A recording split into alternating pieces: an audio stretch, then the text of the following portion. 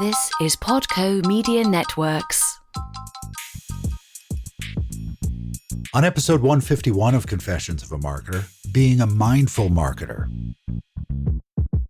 Hi, it's Mark Reed Edwards. Welcome back to Confessions of a Marketer. Lisa Nirell, who trailblazed the notion of the mindful marketer, is with us today, just when we need it most. We'll get to that in a moment. I've been trying to give you episodes lately that might help you through the COVID-19 crisis. It's been an interesting time to get perspectives from such a wide range of people, and I've appreciated the thinking everyone has shared. That said, we're planning to get back to some discussions we recorded before COVID took over our lives. I've got quite a backlog of interviews that I think will be very valuable to you. So we'll have Blair Enns on next time to go over his win without pitching ideas. Plus, we have chats planned with Henrik Becker, Xenia Montan, Dave Woodward, Larry Ludwig, Travis Chambers, Naira Perez, Marty McDonald, Ian Preston, and Nicholas Vandenberg. All great interviews and really valuable stuff that I think you'll really enjoy hearing. There is a lot more in store, too, as we make our way through this crazy year, so stay with us. Okay, on to Lisa Nirell. Lisa was introduced to me by my frequent guest, Alex Withers. I was fascinated by her focus, spelled out in her trailblazing book, The Mindful Marketer. In our discussion, we learned what prompted the book, the key tenets of being a mindful marketer, and how we can all be more mindful. Plus, of course, we touch on data, how to make the marketing organization a healthier and more sustainable organization. This is a very valuable discussion. Let's get to it. Lisa, welcome to Confessions of a Marketer. It's great to have you here. Oh, thank you, Mark. It's great to be here. And I trust you're staying healthy through this crisis that we're all enduring. I am staying healthy physically, and actually on the mental wellness, I have my moments, but I'm staying on the 80% side most of the time. 20% of the time, we have our moments.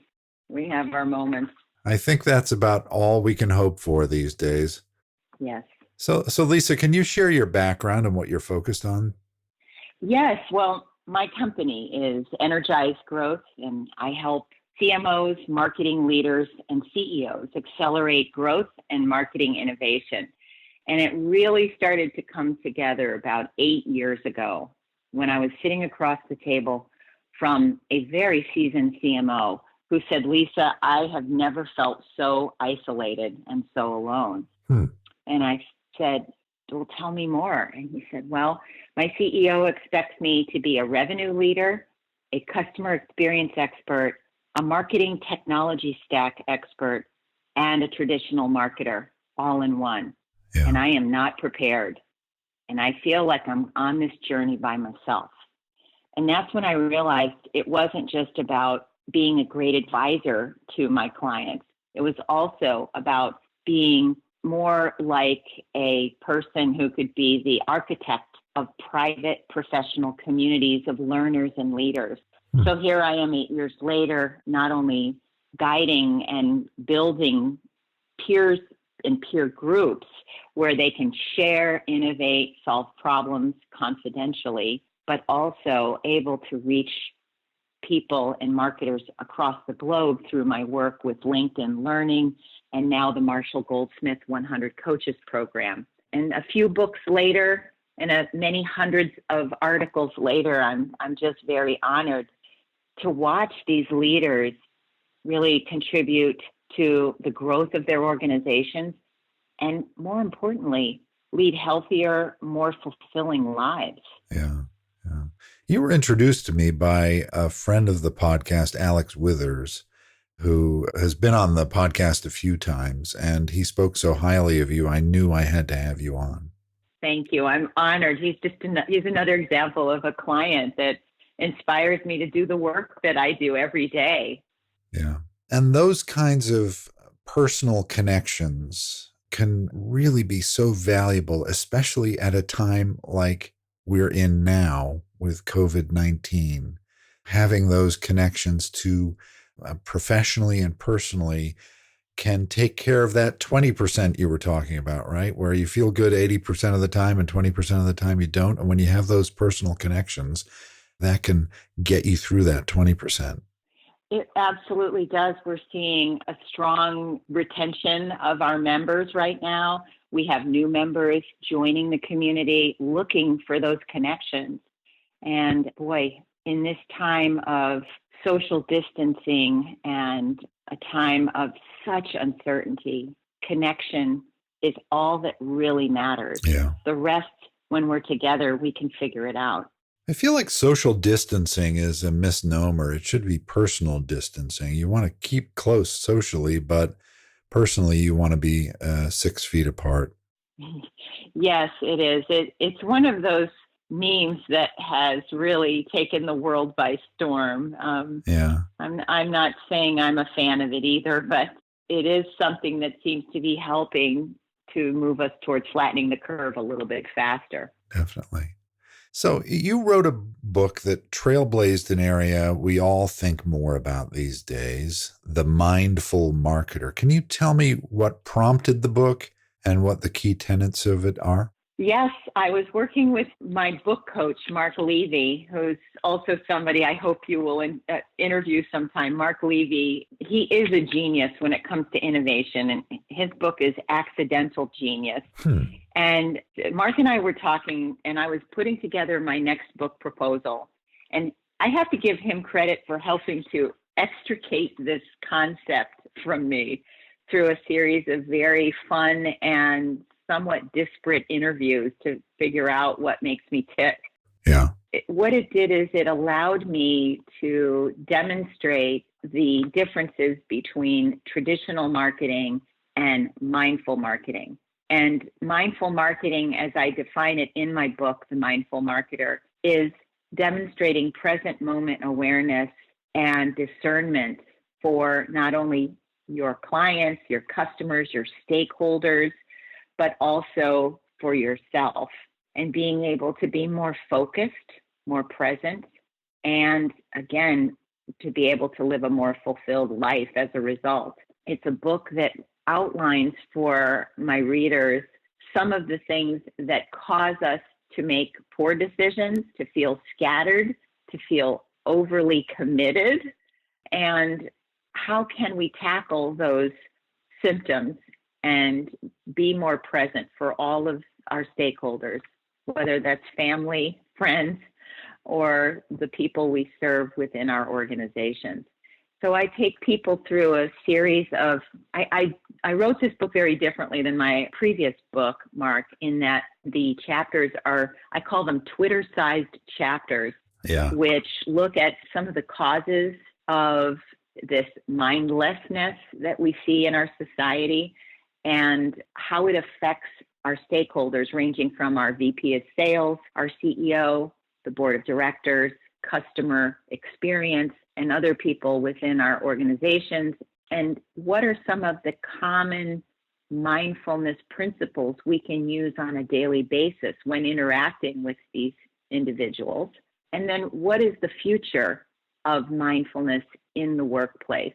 So I take a look at all three of those areas, with every chapter being focused on providing pragmatic advice, everything from how to conduct meetings to how to interact with your customers so that you can be really much more effective in your work as a marketing leader. Yeah. I want to talk about two things you just mentioned, decision-making and being present.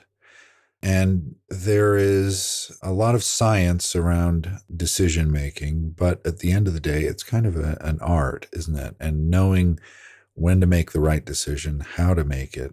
What's your point of view on decision-making for a CMO? Well, the way of making decisions, I prefer the word choices versus decisions, Sure. because the word decide comes from is of the same origin as suicide and genocide. Yeah. So I tend to like the word choose or chosen more than decide. Is the point that it's not really a zero-sum game? It's not one or the other. When you make a choice, you're making a choice for direction, but you can include a broader swath of people in it? What's the difference?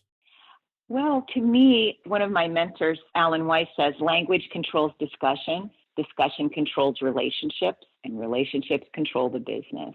So think of just this small shift we make in our language and the ramifications it has on how I relate to people and how I communicate as a marketer to my customers. Yeah.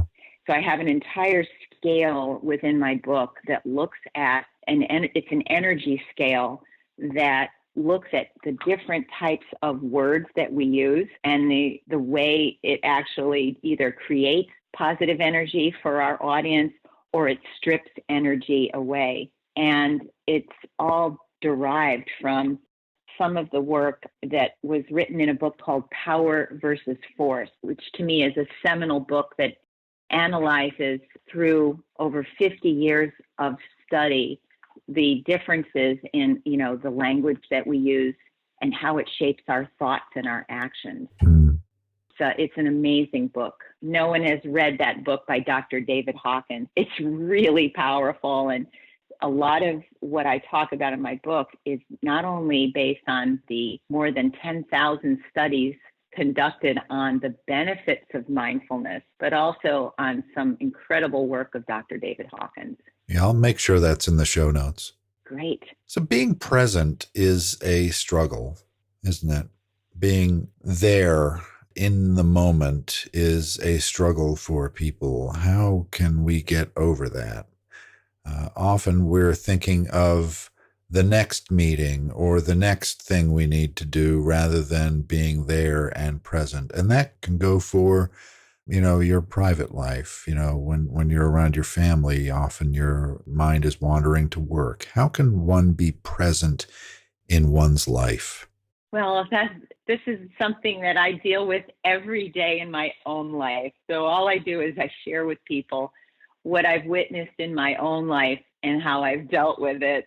So now that I think I'm on my 19th year of studying and practicing mindfulness in various forms. I can tell you that it's not like it disappears. It's just that I'm able to recognize it sooner. So I call it rapid discovery, rapid recovery. So being able to, it's very much parallel to Stoicism, which tells us that it's the ability to cultivate the awareness that allows me to step back and analyze my own senses. So it's something as simple, Mark, as before a meeting, two things. I never do back-to-back meetings. So I don't buy into the productivity porn movement, which is, the busier I am, the more important I must be. Right. So any of you listening, remember, no one is shooting at us. So there are no rules that we need to fill our calendars every day with 20 meetings or 10 meetings. Yeah. I'd rather have 2 really effective meetings than 8 back-to-back meetings. And it's proven time and time again that I can be more effective that way, giving me that time to think. And then the other thing I do before every meeting that might be helpful to others is I keep a journal right here on my desk, and I have a min-max. So I literally set my minimum intention for that meeting and my maximum intention. So what would be a minimum best outcome and what would be a maximum best outcome? Having said that, I also look at it through the lens of the other person. So how can I create value for them? First and foremost, how can I be of service? And in this collective time of massive grieving, one of the fastest ways I can get myself out of panic, worry, fear of the unknown, fear of the invisible pandemic is to direct my energy towards serving others.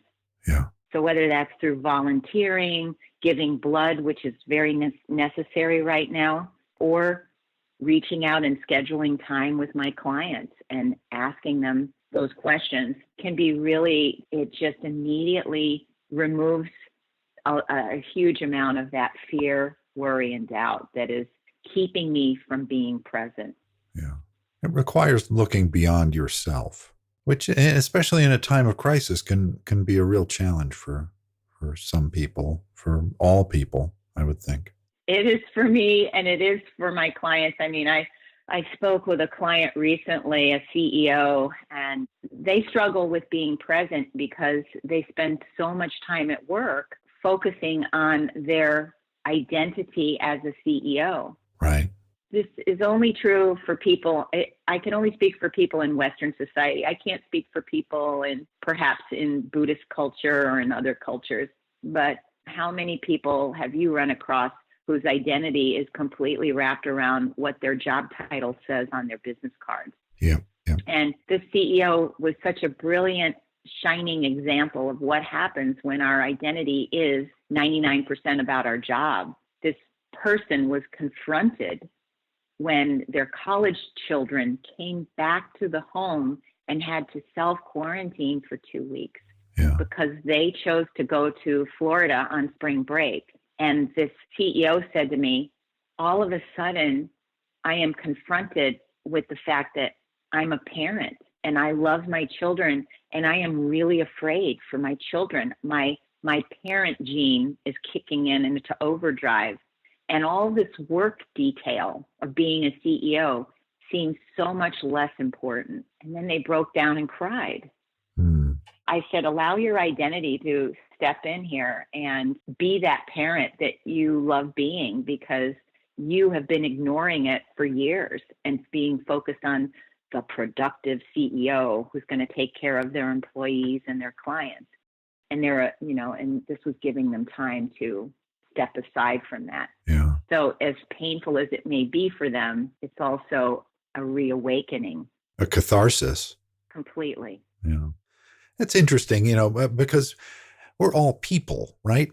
You may be a really powerful CEO. Jamie Dimon may be a really powerful CEO, but he had heart surgery recently. He's a human being, right? And I think that realization is good for everyone, that we're all people and we all have the same struggles. Yet some are very powerful and some aren't. But realizing that we're all human beings is a critical thing that we all need to understand. Yes, I think it was Carl Jung who once said, the world will ask you who you are. And if you do not know, the world will tell you. Exactly. Before I joined this conversation with you today, I was thinking, what new marketing technique do I need to talk about today? And, is Mark going to prompt me on all these things? And then I realized, no, this is a time when marketing is all about humanity. Yeah. And it's all about empathy and really tapping into what makes us thrive, even in these difficult times. Yeah. I want to talk about something that I have talked a lot more about on this podcast than I thought I would, and that's data. Pretty much every conversation I have has some element of data in it. I'm interested in how we can make better decisions or choices, to use your word, without being bound solely to data. I think in the last month or so, we've seen companies obviously use data to make decisions, but also use humanity to make decisions. How can we do that more effectively? Yes, well, this is the area where I invite people to step into the roles that they've taken in marketing and realize that, data is a very important part of our jobs now. And I get that. AI is helping to make that part of our jobs easier and faster. However, intuition also plays a role. And there are two aspects to every marketing profession that will never disappear, which is dealing with uncertainty and ambiguity. So data, which is the process of analyzing and implementing actionable intelligence that helps us get more efficient, drive better customer relationships, and maybe even make us more profitable. While that is important, and we have new tools at our disposal, and 7,000 tools now on the Luma landscape. Yeah. While that's true, and that's nice, nothing replaces the ability to use our intuition and to be able to dance with uncertainty and ambiguity. And it's kind of like when I look at the best clients in our community who are thriving in spite of COVID-19 and the impact on their business, they're taking some of their budget dollars, and instead of continuing their personalization programs, their email marketing, and some of their chatbot systems and some of these other things to streamline the customer experience, they're putting a pause on some of these initiatives, and they're teaming up with their customer experience teams, their sales teams, and they're reaching out and actually having human conversations with their customers. Wow.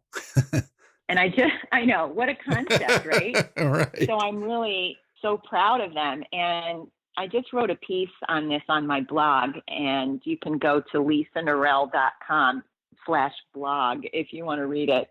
But I talk about just two basic questions that every marketer has the right to ask. And the first question to be asking our customers or our prospects is, what is the most pressing issue you're facing right now? And the second question is, how can I help? Right. And I know these sound really fundamental, but you would be shocked at how many marketers I interact with. And I speak with hundreds of marketers a year. And we have hundreds of CMOs in our communities. I can tell you, most of them are one or two steps removed from actually talking to customers. And I'm saying those days are gone. You've got to step in, and we can no longer allow the sales teams or the CEO to say, well, no, you leave that to these other people. Right. We have to be willing to put aside our online surveys, our personalization programs, our account-based marketing, automated systems.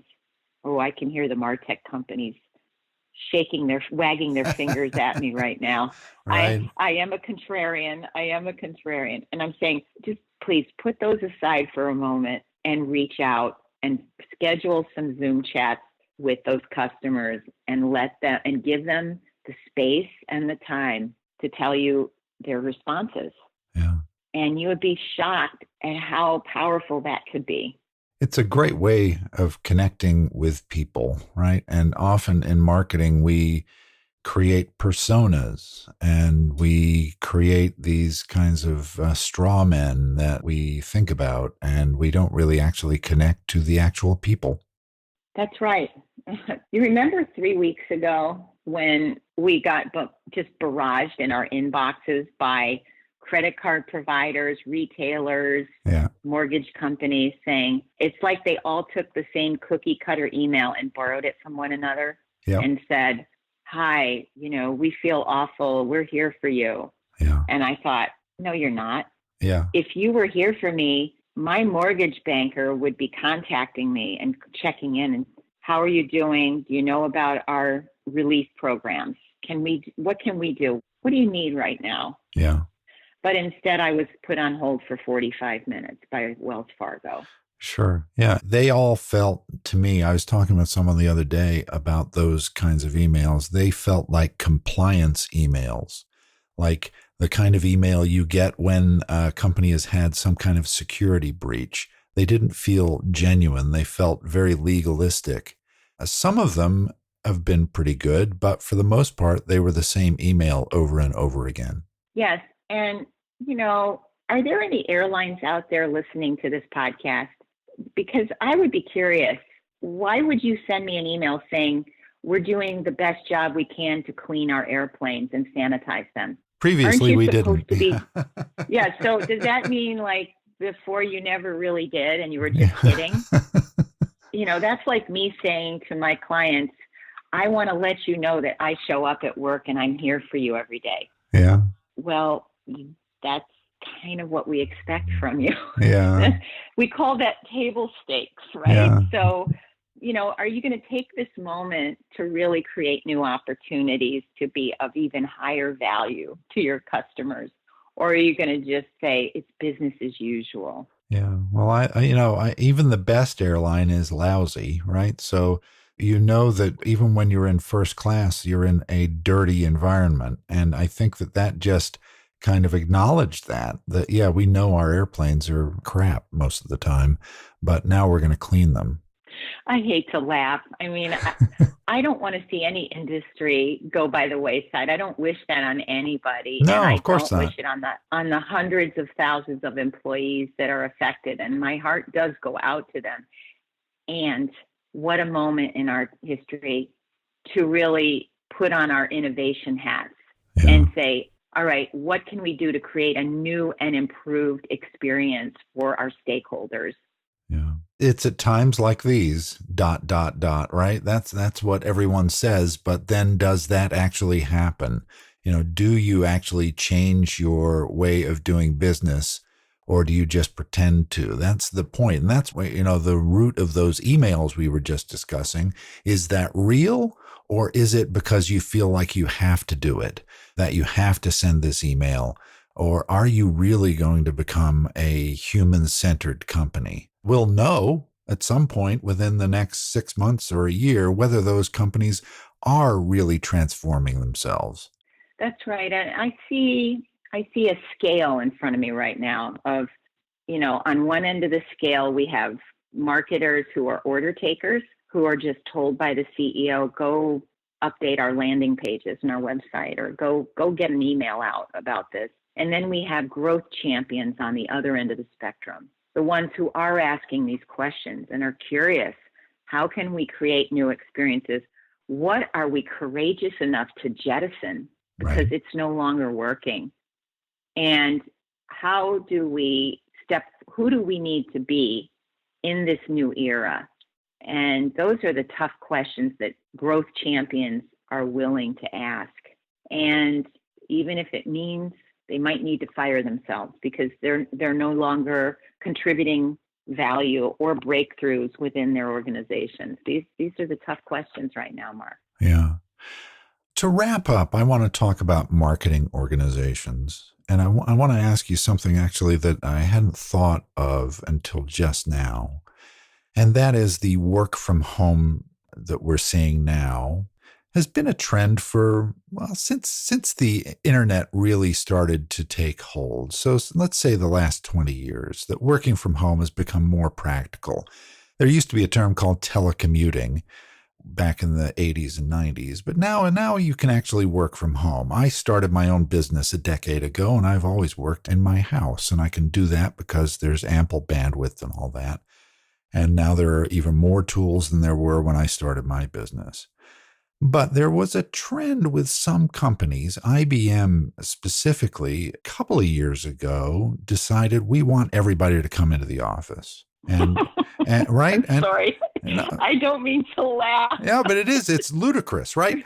And I knew people in that organization. And I wonder whether this is going to kind of turn over that apple cart again. And marketing organizations full of creative people and, data people, all different types of people, whether they can stay connected working from home or working remotely.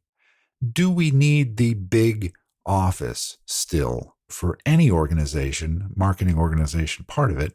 Do we need that anymore? Do you think this is going to change that?